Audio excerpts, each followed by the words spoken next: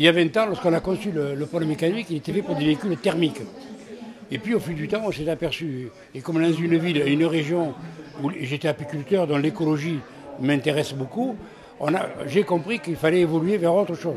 D'où de créer au bout de 10 ans CERIV, ces rencontres internationales écologiques, pour qu'on ait un creuset ici de réflexion, de discussion, de débat, pour connaître l'évolution de ces nouvelles énergies qui nous arrivent aujourd'hui. Après le gaz, etc., on arrive aujourd'hui à l'hydrogène. Donc nouvelle génération encore de produits, qui n'est pas encore tout à fait au point, mais qui permet de voir que dans 4-5 ans, on aura encore de nouvelles énergies à étudier, à penser, à repenser.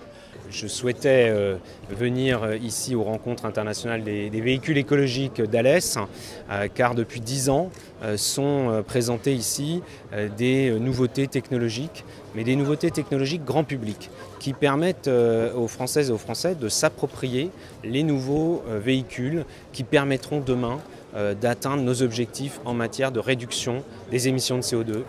Bien sûr que c'est un défi, mais c'est de notre responsabilité aussi, en tant que décideur public. Je parle en présence de notre ami Max Roustan, maire d'Alès et président de l'agglomération, d'insuffler cette nécessité de changement, certes progressif, certes dans à un certain rythme, compte tenu des évolutions technologiques et des évolutions de différentes offres. Mais c'est une absolue nécessité si l'on veut combattre très efficacement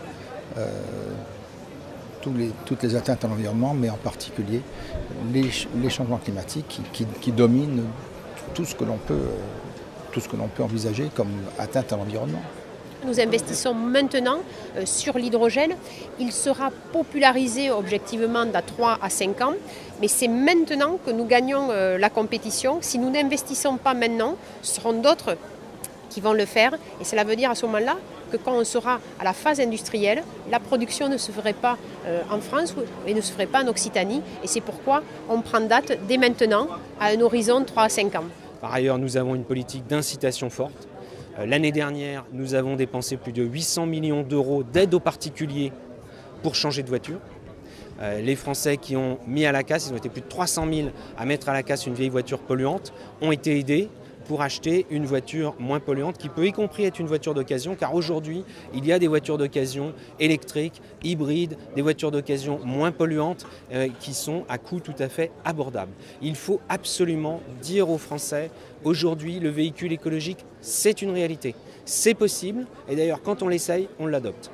Alès a une particularité, c'est une ville, ancienne ville industrielle qui était minière, qui continue à être industrielle, c'est le deuxième pôle industriel d'Occitanie, et qui a une obligation, c'est d'innover en permanence. On est trop éloigné des centres de consommation pour se laisser vivre. Donc il faut sans arrêt avoir un pas d'avant, c'est ce qu'on essaie de faire en permanence.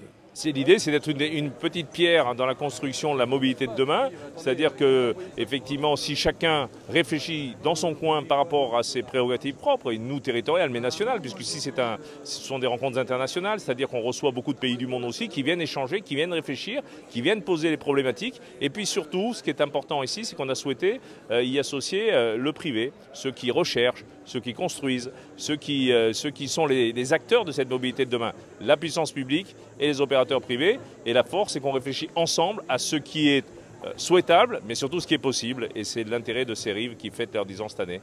La région Occitanie est la première région à se doter d'une stratégie forte en matière de production d'hydrogène vert. C'est un des éléments importants de la trajectoire région à énergie positive.